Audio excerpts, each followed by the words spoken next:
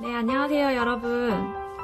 지난 시간에 말씀드렸던 책 샬롬 메이슨과 함께하는 교육, 지금은 샬롬 메이슨 교육을 만나다 라는 개정판에 대해서 말씀드렸는데요.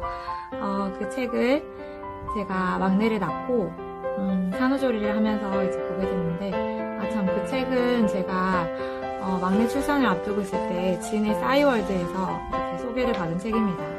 그래서 그 책을 이제 산후조리 하면서 읽게 됐는데, 막상 읽으니까 홈스쿨링에 관련한 책이더라고요. 저는 그전에는 홈스쿨링이 그냥 막연하게 학교를 다닐 수 없는 친구들에게 대안으로 사용할 수 있는 좋은 교육이구나, 이 정도로만 알고 있었는데, 제가 알고 있던 그 홈스쿨링의 개념이 다가 아니더라고요. 이 책을 읽다 보니까 너무 이상적인 교육이고, 정말 이대로만 아이들을 키울 수 있다면 너무 좋겠다. 나도 이 교육으로 잘할 수 있었으면 참 좋았을 텐데 라는 생각마저 드는 그런 이상적인 교육이었습니다.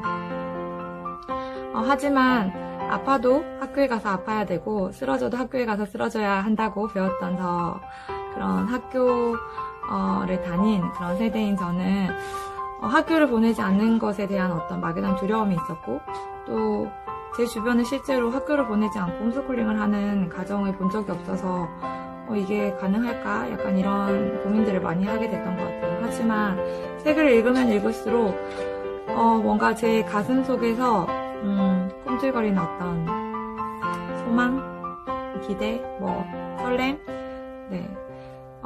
우리 아이들도 내가 이렇게 홈스쿨링을 할 수 있을까라는 생각이 들면서 참 가슴이 많이 두근두근 했던 것 같습니다. 그래서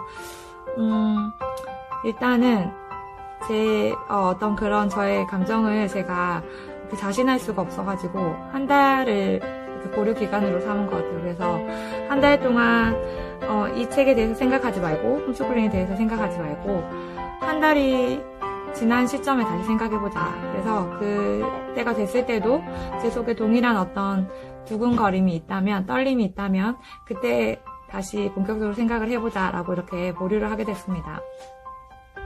한 달이 지났는데 역시나 제 속에 아이들을 정말 이상적으로 이렇게 키울 수 있다면 그게 얼마나 좋을까라는 생각이 들었어요. 왜냐면 그 당시까지만 해도 저는 저희 아이들 3명이 다 기간에 다니고 있었고, 심지어 이제 제가 일하고 있어서 셋째 같은 경우는 7개월 될 때부터 가정 어린이집을 보냈었습니다. 그래서 저는 넷째를 낳고 나면 어떻게든 빨리 아이들을 이렇게 기관을 보내고 나의 어떤 공부나 내가 해야 하는 일, 하고 싶은 일을 빨리 찾아서 하고 싶다는 생각이 있었기 때문에 당연히 빨리 기관에 보내야 된다고 생각을 했는데, 제일 고민되는 부분 중에 하나가 아이들을 기관에 보내지 않고 제가 이렇게 데리고 있으려면 적어도 한 최소 15년을 제가 온전히 이 아이들의 엄마로만 살아야 한다는 그 사실이 쉽지가 않더라고요, 결단이. 그랬죠.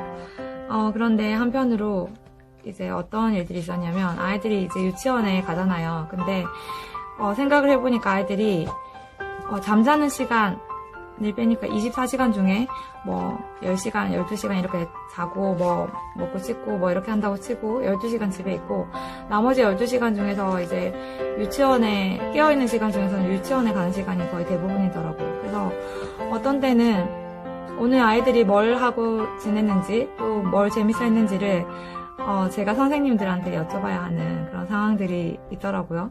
제가 아이들한테 제가 선생님들한테 저희 아이도 오늘 어떻게 지냈나요? 뭘 좋아하나요? 심지어는 아이가 누굴 좋아하는지 이런 얘기도 아이들이 아니라 선생님한테 더 많이 듣게 되고, 제가 엄마지만 그 아이들의 어떤 교육의 주체가, 또 책임자가 제가 아니라 마치 유치원 선생님들이 그런 느낌을 받는 그런 시절이었습니다.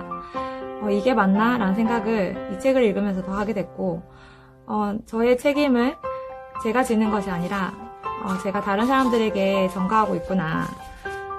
우리 아이들의 교육의 어떤 기대를 제가 유치원에 하고 있구나 라는 생각을 많이 하게 됐습니다. 그러면서 아이들이 이제 점점 크니까 잘하는 게, 물론 그 시기 때는 엄청 힘든 시기였지만 아깝잖아요. 사실 아이들이 크는 게 언제 이렇게 컸지 싶고, 또 엄마 해준 것만 사실 생각하게 되고,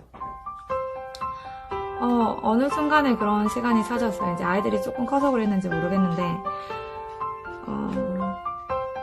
이제 이 아이들이 나라는 사람한테 나의 자녀로 이렇게 찾아왔는데, 내가 엄마고 이 아이들은 나의 자녀인데, 우리가 엄마와 자녀로서 만났지만 이 세상에서 이렇게 살면서 우리가 오로지 서로를 의지하면서 살아갈 수 있는 시간이 과연 몇 년이나 될까라는 생각이 들더라고요. 그렇게 치니까 아이들이 일단 물리적으로 독립하는 거는 20살이라 치고, 정서적으로 어떤, 이제 부모를 의존하는 시기가 아니라 이제 부모보다는 친구나 뭐 다른 어떤 멘토를 의존하는, 부모로부터 이제 정서적인 독립이 이루어지겠죠. 그 시기가 이제 사춘기 시기라고 생각했을 때 한 15세라고 치면 이제 그 당시 큰아이가 7세였는데 10년도 채 남지 않았더라고요. 그래서 그때 제 마음에 어떤 조급함이 있었던 것 같습니다. 내가 너무 아이들이 예쁘고 좋은 시기를 내가 많이 놓쳤다는 생각에 어떤 아쉬움이나 미안함도 많이 들었고, 더는 이 시기를 늦추면 안 되겠다. 어떤 우선순위가 좀 그때 많이 바뀐 것 같아요. 이 책이 정말, 저한테 어떤, 교육 철학이 제대로 있지 않았지만, 네, 교육 철학이 뭔지에 대해서 생각하게 됐고, 또, 저의 교육관을 많이 바꾸게 된 계기가 된 책인 것 같습니다. 그래서, 아이들과 더 많은 시간을 함께 해야겠다. 아이들이 나중에 물리적으로든 정서적으로든 저에게로부터 독립했을 때, 나중에, 엄마와 함께한 시간들, 또 우리가 함께했던 추억들이, 그런 꺼내볼 수 있는 추억과 시간들이 많으면 좋겠다라는 생각이 들었습니다. 그래서, 엄마라는 존재를 생각했을 때 마음이 따뜻해지고, 사랑스러운 존재로 아이들에게 남길 바라는 마음에, 더 홈스쿨이란 그런 매력에, 네, 젖어들게 된 것 같습니다.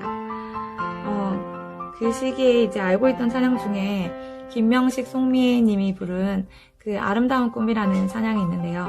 그 찬양의 가사가 주님 나에겐 꿈이 있어요. 아이들 눈 속에서 당신 모습 보기 원해요. 비록 지금은 장난감이 전부라고 생각하지만 언젠가 당신 바라보며 모든 걸 버리겠죠.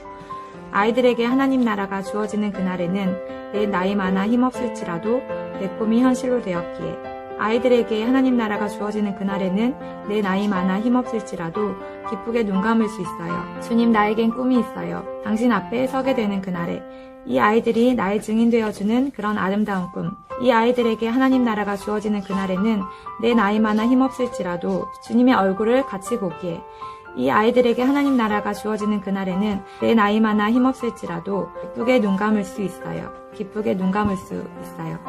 네, 이 찬양이 그 당시에 저의 홈스쿨을 시작하는 저의 마음이었던 것 같습니다. 가장 큰 영향을 줄 수 있는 그 시기에 아이들에게 부모의 어떤 신앙관이나 가치관을 물려주고 또 함께 생활하고 하면서, 네, 함께 하나님 나라를 소망하고 살아갈 수 있는 우리가 됐으면 좋겠다. 그래서 아이들이 어른이 됐을 때는 우리가 이제 부모 자식의 관계로 만났지만, 그때에는 정말 우리가 하나님 앞에서 어떤 동등한 존재로서 같은 꿈을 꾸고 같은 소망을 바라고 나아가는 동역자의 관계가 되지 않을까라는 또 그런 소망을 품게 됐습니다. 그래서 이 가사처럼 정말 내가 하나님 앞에 섰을 때 이 아이들이 저의 증인이 되어줄 수 있는 그런 삶을 살고 싶다는 그런 꿈을 꾸게 됐고,